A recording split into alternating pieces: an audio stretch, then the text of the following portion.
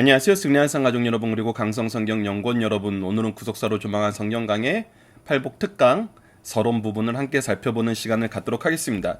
우리가 항상 서론을 통해서 이 말씀들을 다시 한번 미리 연구하는 이유는 무엇이냐면, 우리가 이 말씀이 이 성경 전체 안에서 어떤 배경과 어떤 과정을 통해서 우리에게 왔는지 살펴봄으로써 이것이 주는 본질의 뜻이 무엇인지를 놓치지 않으려는 것입니다. 물론 이것이 지금 서론이라는 이 짧은 장에서 모든 것이 표현되지 않지만, 이 특히 팔복에 대해서 얘기할 때 이것이 복으로 딱 정해지니까 우리가 반작용이 무엇이 일어나냐면, 나는 복을 이렇게 생각하고 있는데, 내가 생각하는 복은 이것인데, 나는 이런 복을 받고 싶은데, 이 생각이 우리 머릿속에 미리 자리 잡게 돼요.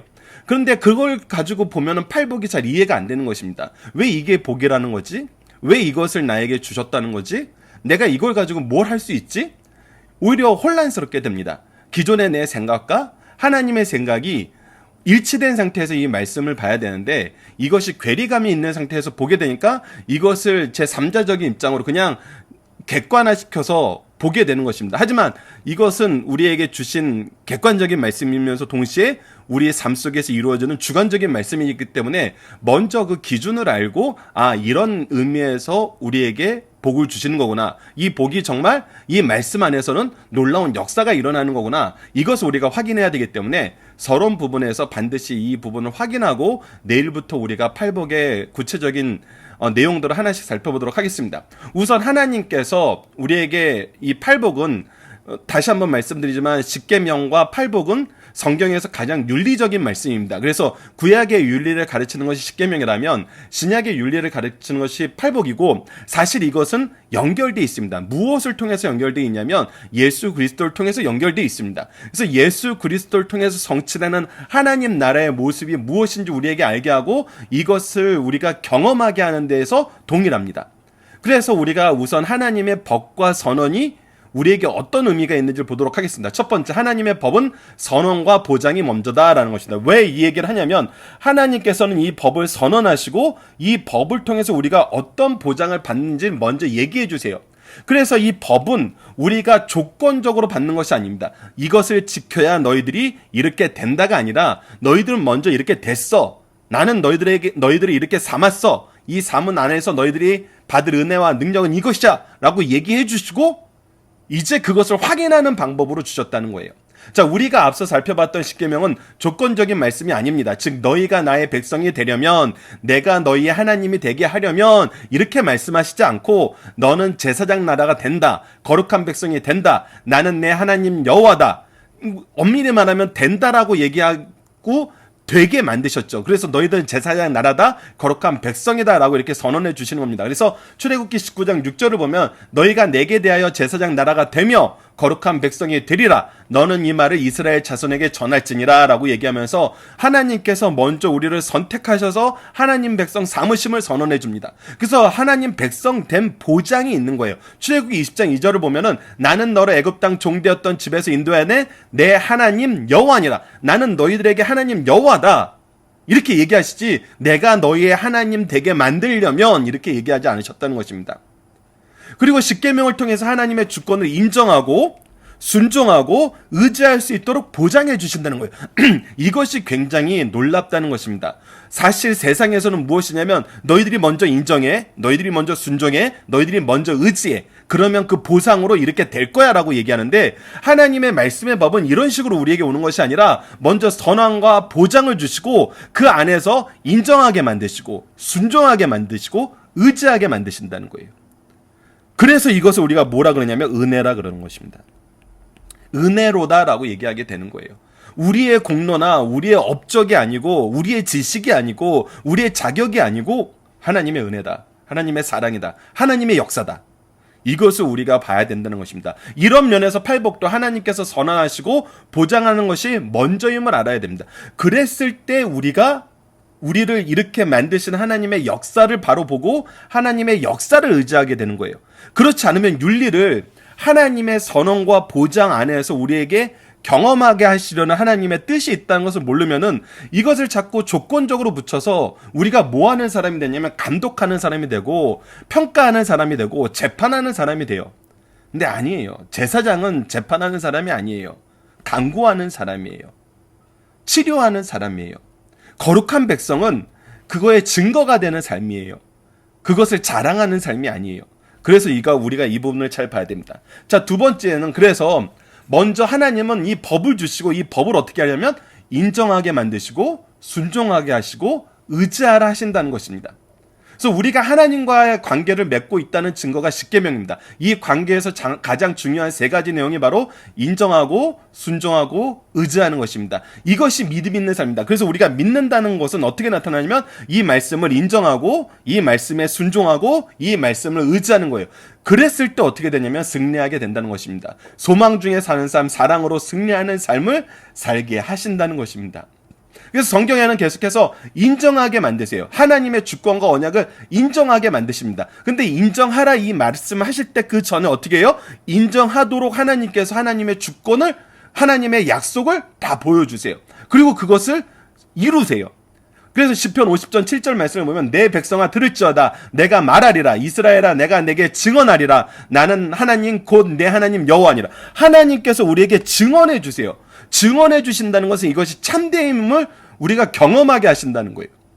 그래서 정말 이분 하나님이야말로 하나님이구나, 하나님은 여호와 하나님이구나, 하나님은 나의 하나님이구나 인정하게 만드신다는 거예요. 약속을 통해서, 구원을 통해서, 통치를 통해서, 심판을 통해서 이것을 하나님께서 직접 증언하시고 증거하시고 우리에게 확증시키시고 인정하게 만드신다는 거예요. 인정할 수 있도록 우리를 이끄신다는 거예요.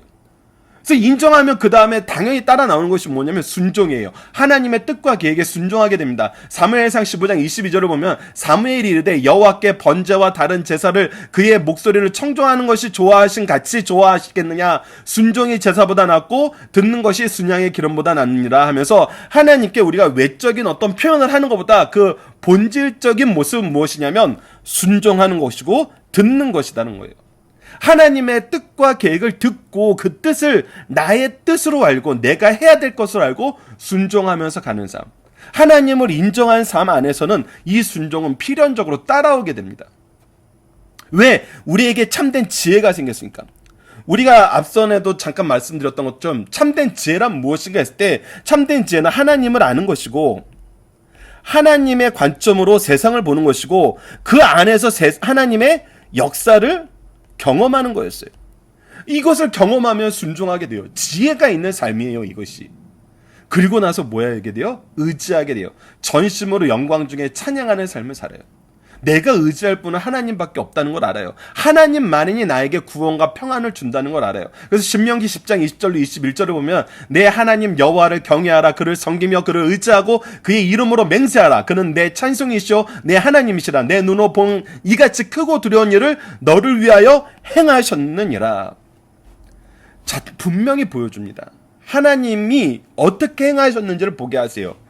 성경은 우리에게 이것을 가르쳐주고 이 관점으로 세상을 보게 하고 하나님이 직접 통치하시면서 우리를 구원하는 것을 경험하게 만드신다는 겁니다. 그래서 이 의지함이 참되게 나오는 거예요. 참되게 나온다는 것입니다. 이것을 조건적으로 행하는 것이 아니에요. 우리가 의지하면 하나님이 복을 주시겠지? 이렇게 기대하고 의심하면서 나가는 것이 아니라 하나님만이 유일해. 확실하게 거하게 만든다는 것입니다. 그래서 이것이 바로 믿음의 역사 안에서 이루어지는 하나님의 능력의 표현이에요. 하나님이 우리를 믿게 하시는 하나님의 역사라고요. 인정하게 만드시고 순종하게 만드시고 의지하게 만드신 다음에 인정하고 순종하고 의지하게 하신다는 것입니다. 이러한 사람은 하나님의 백성으로서 삶을 누리게 돼요. 우리는 그래서 이 세상을 사는 것은 누리는 삶이에요. 하나님의 능력을 누리는 삶, 하나님의 승리를 누리는 삶, 하나님의 역사를 누리는 삶이에요.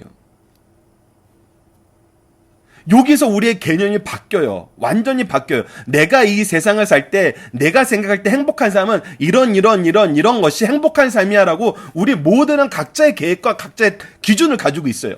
근데 그것이 하나님의 기준과 달랐을 때는 우리는 계속 깨져요. 하나님이 계속 깨트리세요.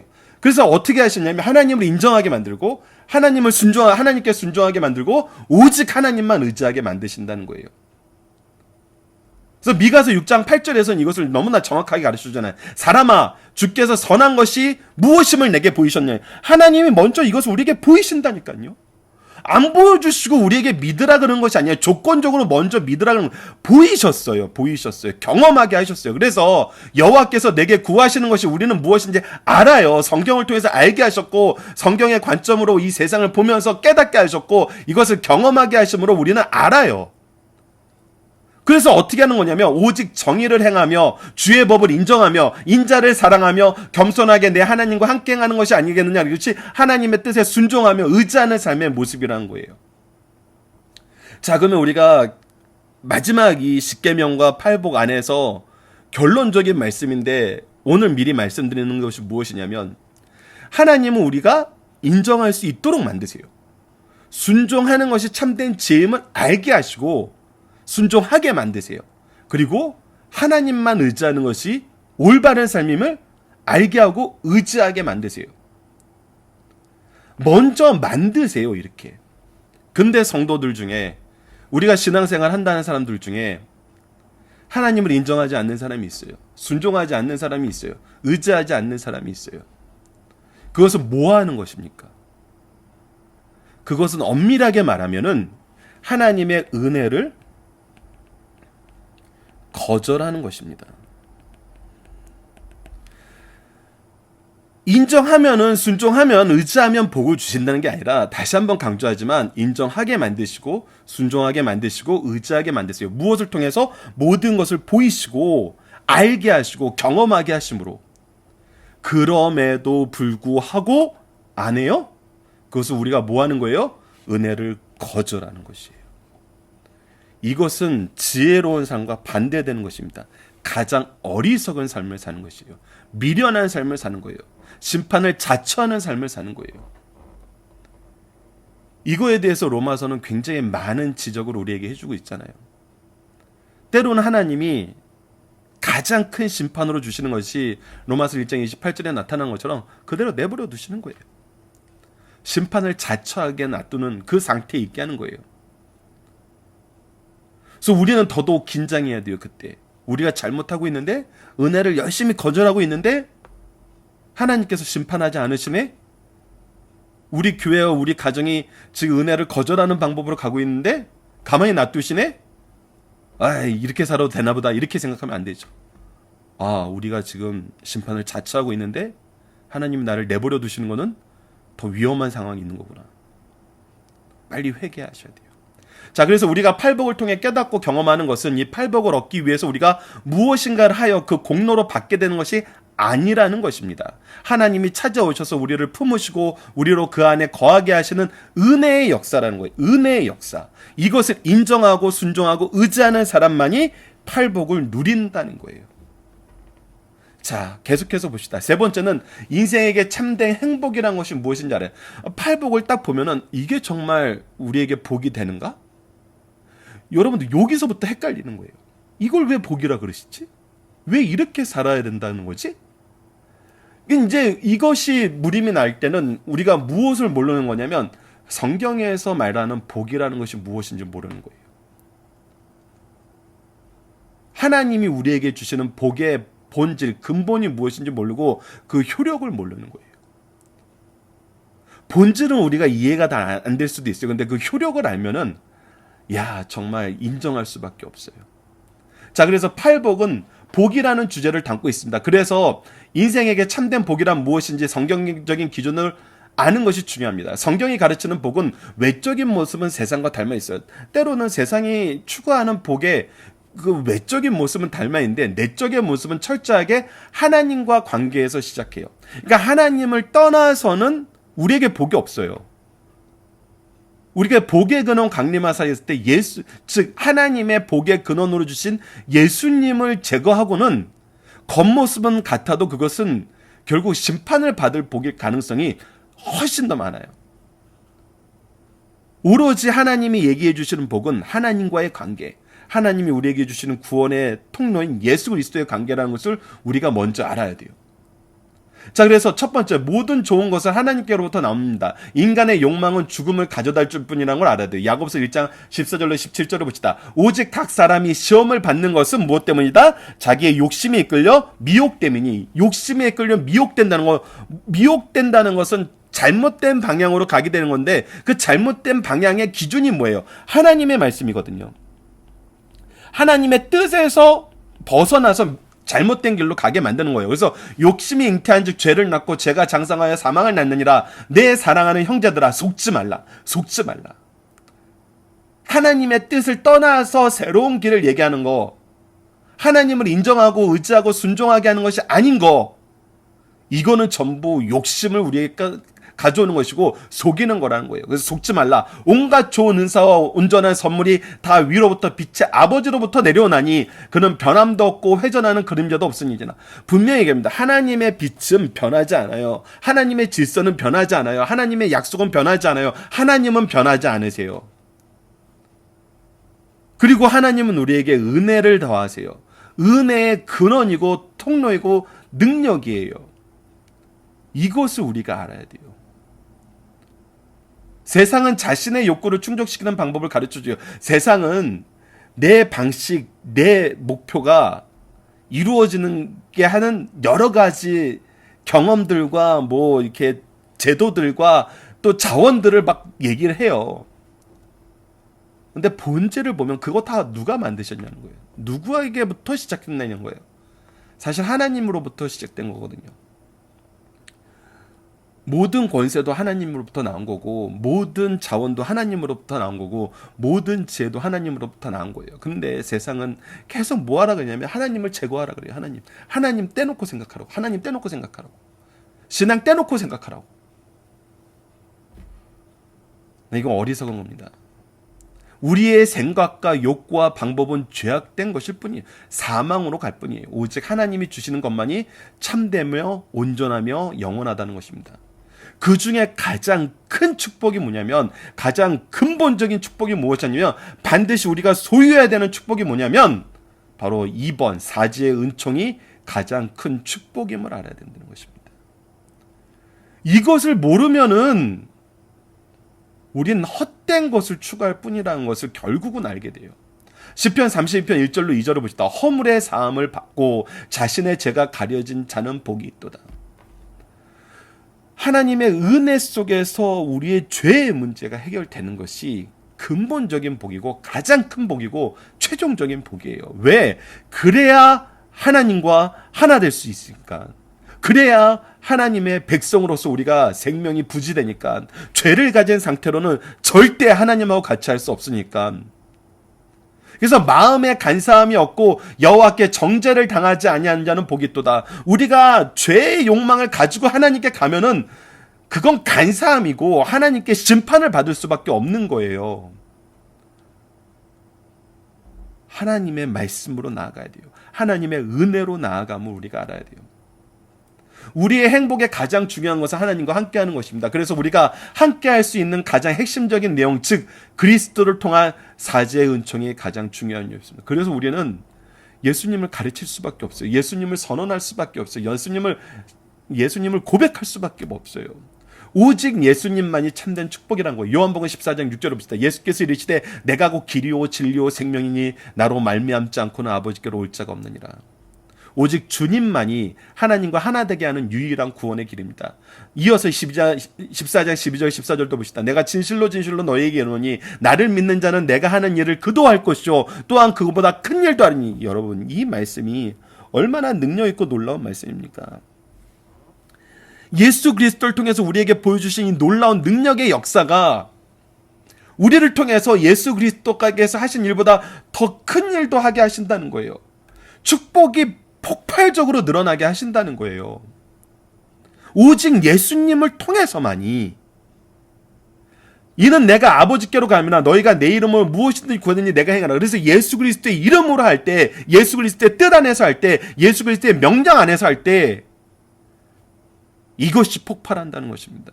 이 은혜가, 이 축복이, 이 역사가 우리 삶을 통해서 폭발하고 우리 교회를 통해서 폭발하고 우리 가정을 통해서 폭발한다는 거예요.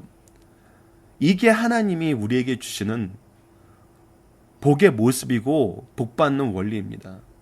이는 하나님 아버지로 하여금 아들로 말미암아 영광 받으시게 하려 합니다. 그래서 무엇이 이루어지는 거예요? 하나님의 영광이 이루어지는 거예요. 하나님의 뜻이 이루어지는 거예요. 그래서 아버지의 뜻이 하늘에서와 같이 땅에서도 이루어지게 하옵소서 할 때 우리를 그때 사용하시는 거예요. 그래서 우리는 매주 주기도문으로 기도를 하잖아요. 매일 기도하잖아요. 그래서 내 이름으로 무엇이든지 내게 구하면 내가 행하리라. 아버지의 뜻을 행할 때, 하나님의 말씀 안에 있을 때, 예수 그리스도 안에 있을 때 우리는 승리한다는 것입니다. 그리고 우리에게 약속하여 주셨습니다. 우리를 통해 큰 일을 행하신다고. 우리가 팔복의 은혜 안에 있게 된 것은 하나님이 우리에게 주신 사명 속에서 얻게 되는 복이고, 사명을 위해 주시는 복이고, 이를 위해 기도의 능력을 허락하셔서 우리로 구속사의 능력 있는 일꾼으로 삶을 살게 하신다는 약속의 복이 바로 팔복이라는 것입니다. 자, 이제 네 번째, 우리에게 명령하신 것은 바로 제사장적인 신앙이라는 겁니다. 그래서 우리에게 약속하신 것은 제사장 나라 거룩한 백성이 되게 하셨다는 거예요. 십계명을 주기 전에 말씀하신 것이 바로 제사장 나라 거룩한 백성이 되게 하신다는 거였습니다. 십계명을 통해 무엇이 의인지 알게 하시고 의를 나타내게 하는데 사용하시겠다는 겁니다. 그래서 제사장의 삶은 다음과 같이 소개되고 있습니다. 자, 우리가 이제 교회 안에서 복을 누리는 사람이 어떻게 살아야 되는지 봅시다. 어떤 모습이 되어야 되는지 봅시다. 말라기 2장 6절에서 7절입니다. 그의 입에는 진리의 법이 있고, 우리는 항상 하나님의 말씀을 얘기합니다. 하나님의 기준을 얘기해요. 하나님의 뜻을 이야기하는 거예요. 그리고 그의 입술에는 불의함이 없으며 그 외에는 얘기하지 않는 거예요. 그 외에는 얘기하지 않는 거예요. 나의 이익을 위해서 얘기하는 것은 없는 거예요. 그가 화평과 정직함으로 나와 동행하며, 그래서 하나님과 동행하는 삶에 무엇인지 분명히 알게 했어요. 그래서 무엇하게 하는 거예요? 많은 사람들을 돌이켜 죄악에서 떠나게 하고, 우리가 얘기하는 입술의 열매, 우리를 통해서 나타나는 하나님의 역사가 사람들로 하여금 무엇이 되게 하냐면 예수 그리스도의 빛을 보게 만들어요. 하나님의 빛을 보게 만들어요. 그래서 그 빛으로 오게 만들어요. 회개의 역사가 있게 한다는 것입니다. 제사장의 입술은 지식을 지켜야 하겠고, 그래서 우리는 항상 하나님의 말씀의 법을 지키는 겁니다. 내 삶의 규례가 되고 율례가 되고 기준이 되고 방향이 되는 거예요. 사람들은 그의 입에서 율법을 그래서 우리에게 무엇을 듣고 싶어서 오냐면 하나님의 뜻을 듣기 싶어서 오는 거예요. 여러분들 얼마 전에 추석 때 함께 나눴던 내용 중에 하나가 뭐였냐면, 자녀들이 부모님을 찾아오는 가장 큰 기쁨의 내용이 무엇이 되어야 되냐면, 부모님을 통해서 듣게 되는 하나님의 말씀이 됐을 때 그 가정은 정말 화목함에 정말 핵심을 가지고 있는 거거든요. 부모님을 통해서 하나님의 축복의 기도를 받고 싶어서 오는 거, 축복의 말씀을 듣고 싶어서 오는 거, 하나님의 방법을 알고 싶어서 오는 거, 내가 인생에서 괴롭고 힘든 일이 있을 때 우리 부모님한테 돌아가서, 우리 목사님한테 돌아가서 위로의 말씀, 생명의 말씀, 평화의 말씀, 회복의 말씀, 승리의 말씀을 듣고 싶어서, 그 축복을 받고 싶어서 사무해서 오는 거, 그거라는 거예요. 그거라는 겁니다. 다른 게 아니라는 거예요. 그래서 제사장은 만군의 여호와의 사자가 됩니다. 우리가 자녀들에게 하나님의 사자가 돼야 돼요. 하나님의 사자라는 건 뭐예요? 하나님의 말씀을 통해서 은혜의 통로가 되는 것입니다. 축복의 통로가 되는 것입니다. 능력의 통로가 되는 것이에요. 예수님께서도 팔복을 소개하기 전에 먼저 회개를 선언하셨어요. 제사장적인 기도는 바로 천국 백성, 거룩한 나라의 백성이 되게 하는 것입니다. 동일합니다. 그래서 십계명을 주기 전에 제사장 나라로 선언하시고, 팔복을 주기 전에 회개를 선언하신 것은 무엇이냐면, 우리는 무슨 삶을 살아야 된다? 제사장적인 삶을 살아야 된다는 거예요. 제사장적인 삶을 살아야 되는 거예요. 마태복음 4장 17절을 보면, 이때 예수께서 비로소 전파하여 이르시되 회개하라 천국이 가까웠느니라 하시면서 하나님의 나라의 말씀을 전하기 시작했고, 그러면서 예수님이 했던 것이 무엇이냐면, 마태복음 4장 23절을 보면 예수께서 온 갈릴리에 두루 다니사 그들을 회당에서 가르치시며 진리의 말씀, 진리의 법을 가르치시고 하나님의 나라를, 천국 복음을 선포하며, 우리가 이제 하나님 나라의 백성됨을 선포하며 백성 중에 모든 병과 모든 약한 것을 고치시니라. 우리는 회복을 하는 의사 노릇을 하게 된다는 거예요. 우리는 의사의 직분을 맡았어요. 우리가 십계명을 보면서도 어떤 자세로 이 말씀을 우리가 전해야 되냐면, 치료자의 자세로, 하나님께 치료를 강구하는 사람으로서, 치료를 위해서 세움받은 사람으로서, 그래서 우리가 더더욱 죄에 민감하다 그랬잖아요. 의사들이 질병에 민감한 것처럼 우리는 별로 이렇게 긴장하지 않고 살아도 의사들은 얼마나 긴장하고 살아요. 그렇처럼 우리는 죄에 대해서 긴장하면서 그들을 죄 짓다고 막 쪼고 심판하고 욕하고 비난하기 위고 재판하기 위해서 있는 것이 아니라 그걸 치료하기 위해서 있다는 거예요. 치료하기 위해서. 예수님처럼 가르쳐주고 천국의 우리의 회복의 모습을 보게 만들고 고치시는 역할을 하는 거예요. 우리의 약함을 고쳐서 회복하게 만드시는 겁니다. 자, 그래서 이제 우리가 앞으로 볼 팔복의 선언과 보장은 제사장 나라 거룩한 백성을 삼게 하였다는 하나님의 역사의 선언이에요. 그리고 우리로 하여금 이 복을 누리게 하시고, 우리를 통해서 이 복을 누리게 하는 것은 무엇이냐면 우리만 이 복을 누리는 것이 아니라 우리가 이 복 안에서 제사장의 사명을 감당하게 하시겠다는 복이에요. 앞으로 우리가 그것을 확인할 거예요. 그래서 회개는 하나님의 임재 앞에 있는 것입니다. 그래서 심령이 가난한 자는 이 뜻이 뭐냐면 우리가 하나님의 임재 앞에 있기 때문에 우리의 연약함을 고백하고 하나님의 은혜를 의지할 수밖에 없는 사람입니다 라는 것으로 이 팔복은 시작한다는 거예요. 하나님의 은혜, 하나님의 역사, 하나님의 뜻만이 이 복의 시작임을 우리가 알아요. 그리고 우리는 뭐 하는 삶을 사는 거냐면, 그리고 우리는 사명의 중보의 기도, 애통하는 자. 우리가 애통하는 것은 바로 영혼들을 향한 애통함이에요. 하나님의 구원을 우리가 먼저 받은 사람으로서, 이 은혜를 먼저 받은 사람으로서 이것을 자랑하고 이것을 우리의 권력으로 우리의 의로 여기는 것이 아니라 우리가 값없이 먼저 은혜를 받았는데 우리 자녀들에게도 우리 제자들에게도 우리 뒤에 있는 모든 사람들에게도 하나님의 복이 있길 원합니다라고 애통하는 삶을 사는 거예요. 그리고 그것을 전하는 삶의 모습은 온유함이에요. 그들을 회복하기 위해서 그들을 품는 거예요. 그래서 우리는 항상 무엇을 바라보면 하나님의 의를 바라봐요. 죄에 대해서 민감하고 하나님의 의에 대해서 민감해요. 하나님의 의에 대해서 민감하다는 것은 회복에 대해서 민감한 거고, 죄에 대해서 민감하다는 것은 이것을 멀리하기 위해서 민감한 거예요. 그 안에 긍휼함과 청결함과 화평이 있음을 알아요. 그래서 우리는 어떤 삶을 사냐면 이 사명을 우리에게 이루게 하시는 하나님의 역사 안에 있기 때문에 의를 위해서 박해받는 것도 복임을 알아요. 왜? 이것이 오히려 우리에게 증거가 되고 승리의 순간이 되거든요. 우리가 박해받아서 패배해요? 아니에요. 우리를 통해서 하나님의 복은 계속 확장돼요. 내 자녀들이 이 복에 누리게 되고 내 제자들이 이 복을 누리게 되고, 우리를 제사장 삼으신 하나님의 역사를 우리를 통해서 일하시는 하나님의 역사를 통해서 확신하게 된다는 거예요. 오히려 더 강한 확신과 감사 속에 살게 된다는 거예요.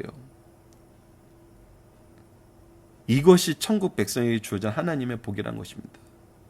우리를 결코 실패하게 만들지 않으신다는 하나님의 언약의 약속이 있는 거예요.